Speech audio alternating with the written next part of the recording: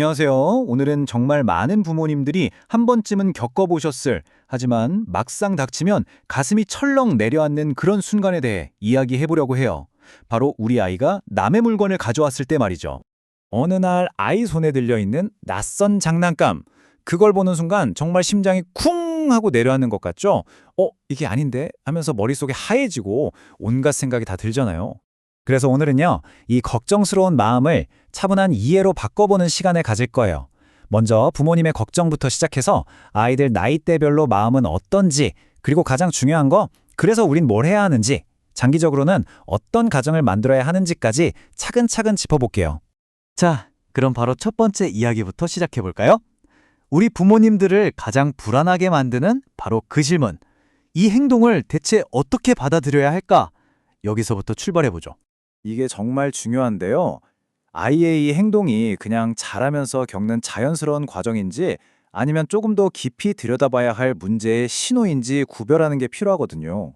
지금 화면 왼쪽을 보시면 이건 순간적인 유혹이나 아직 발달이 덜 되어서 그럴 수 있는 거예요. 보통 나이가 들고 부모님이 잘 지도해 주시면 자연스럽게 좋아지죠. 하지만 오른쪽 경우를 좀 보세요. 만약 이게 계속 반복되고 아이가 물건을 가져온 뒤에 오히려 마음이 편안해지는 것 같다면 그때는 전문가의 도움이 필요할 수도 있다는 신호입니다. 자, 그럼 먼저 어린아이들의 세상으로 한번 들어가 볼까요? 특히 5살 정도 아이들의 눈에는 세상이 어떻게 보일까요? 네, 바로 이런 모습이죠. 이 나이대 아이들한테 세상은요, 그냥 지금 당장 내 눈에 보이고 내가 원하는 것들로 가득 찬 곳이에요. 아직 내 거, 네 거 하는 소유의 개념이 명확하지가 않거든요. 경계선이 아주 흐릿한 거죠. 그러니까 5살 아이가 친구 물건을 가져왔다고 해서 아이가 도둑질을 했어 라고 생각하시면 안 돼요. 그건 악의가 있어서라기보다는 아직 내 거 구분이 잘 안 되고 이게 잘못된 행동이라는 도덕적인 생각 자체가 발달하기 전이라서 그래요. 그냥 와, 저거 예쁘다, 갖고 싶다, 이 단순한 마음이 행동으로 바로 이어지는 경우가 대부분이라는 거죠. 또 가끔은 부모님의 관심을 끌고 싶어서 그런 행동을 하기도 하고요. 좋아요. 그럼 이번엔 조금 더 큰 아이들, 한 9살쯤 되면 어떨까요? 이때가 되면 상황이 훨씬 더 복잡해져요. 보통 7살에서 10살 정도가 되면 아이들도 심리적으로 크게 성장하잖아요. 그래서 이제는 남의 물건을 가져가면 안 된다는 걸 어렴풋이 아는 게 아니라 꽤 명확하게 알아요. 그런데도 왜 그런 행동을 할까요? 바로 친구 관계 같은 사회적인 문제나 아이 내면의 감정적인 요인들이 이성적인 판단을 흐리게 만들어버리기 때문이에요. 예를 들면 이런 거죠.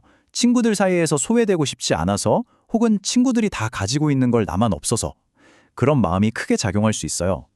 또 때로는 집이나 학교에서 받는 스트레스 혹은 부모님께 애정을 충분히 받지 못한다고 느낄 때 그걸 해소하는 방식으로 나타나기도 하고요.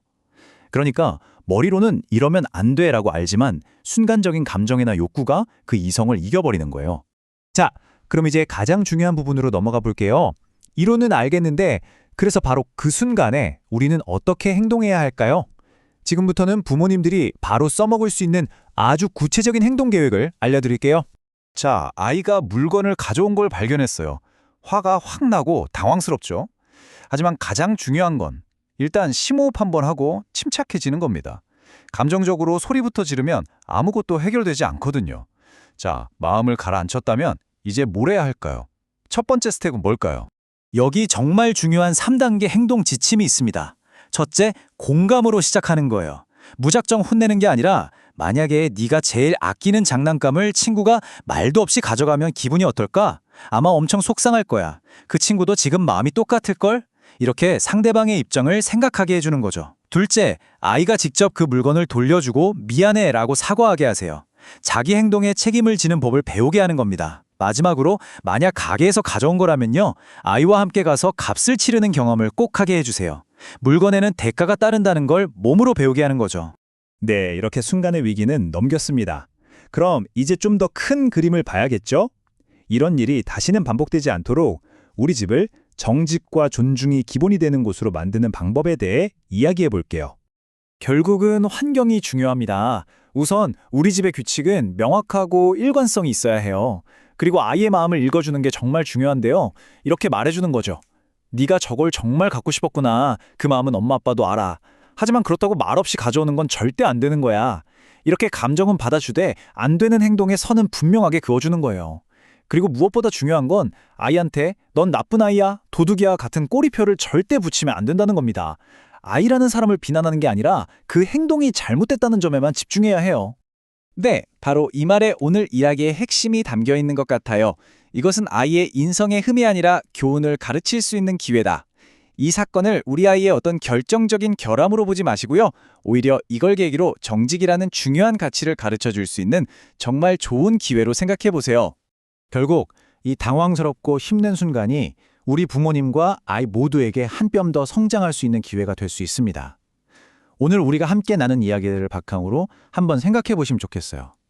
이 어려운 과제를 어떻게 우리 아이에게 공감과 정직을 가르치는 정말 값진 배움의 시간으로 바꿔줄 수 있을까 하고 말이죠.